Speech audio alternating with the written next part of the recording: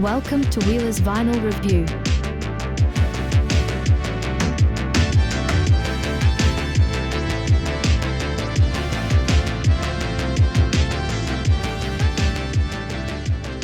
When the needle drops and the sound comes true, it's time for Wheeler's Vinyl Review.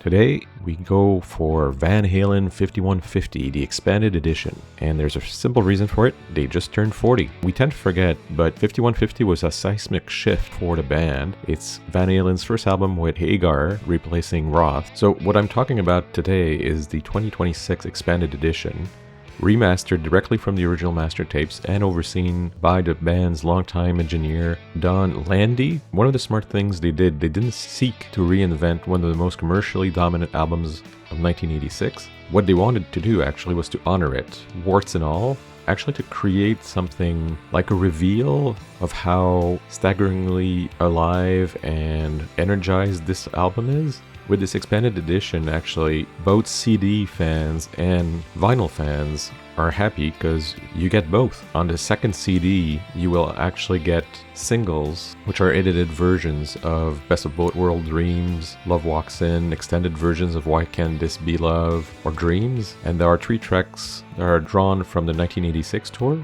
That being said, Van Halen fans will probably go for this offer because of CD3, which is a previously unreleased full concert recording from the band that actually took place on August 27, 1986. It was shown at the New Haven Veterans Memorial Coliseum. It's been upgraded to high definition and it's on Blu-ray, and so it probably will become the definitive version of an album that was for a long time maybe put on side. One of the things you notice when you listen to this album is Why Can't This Be Love comes in full blast with a swagger with Eddie's synthesizer driven riffs, and it opens the album with utterly jacked up music that will basically kidnap your ears for the rest of the album and refuse to let go. So the remastering here basically cuts off the high-end harshness that you had in earlier pressings, and it boosts the warmth of the low end. You can actually notice this in the extended version on CD2. It runs about a few minutes longer than the single. You basically see how Eddie's mind would work, how it would go from the riff that you will hear on the definitive recording and how he can stretch the thing without ever losing control. Of course, the one track everybody associates with the album is Get Up. Here you'll hear Alex Drum's performance, which is extraordinarily physical.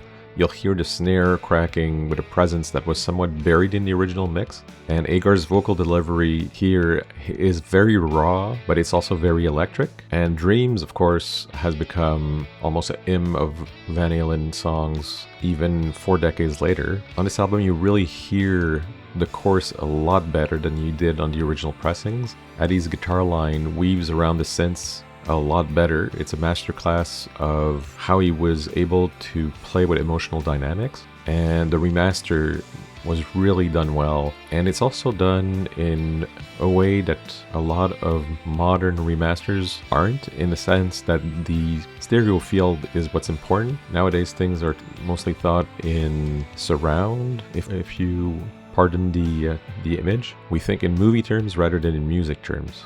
Best of Both Worlds also here is the mission statement of the Hagar era, produced in a way that you would hear in other recordings. Has kind of an open road quality that's very animated, and Summer Nights also is a nice party anthem which almost invites you into this album in a way that's very interesting. The rarities on CD2 are not so much a gimmick here, it's more of a compliment to the album. Actually, they are in a way period artifacts that you can really discover. So if you weren't there back in '86, this is a way for you to put yourself in the mindset of the people that produced the album, but also that heard it for the first time.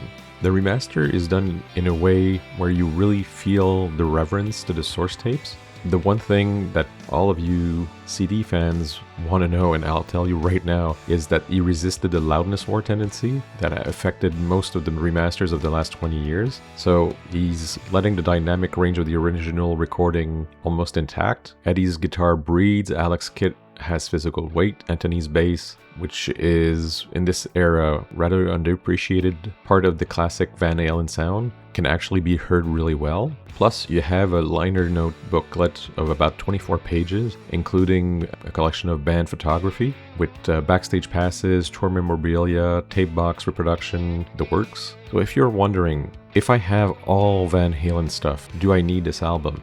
Well, the question has to be asked, are you a completist? If so, of course you do.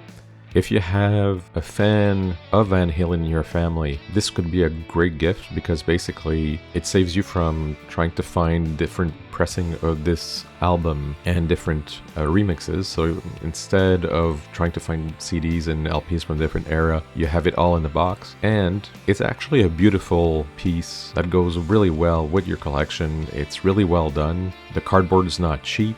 You're basically paying a premium for all this great stuff, but take into consideration that you're getting an LP, 3 CDs, 1 Blu-ray, and a huge booklet of 20 pages and a few other things amongst the kit. So frankly, this is really worth it, both for the sound and for the object itself. This was Wheeler's vinyl review. I hope it was good for you too.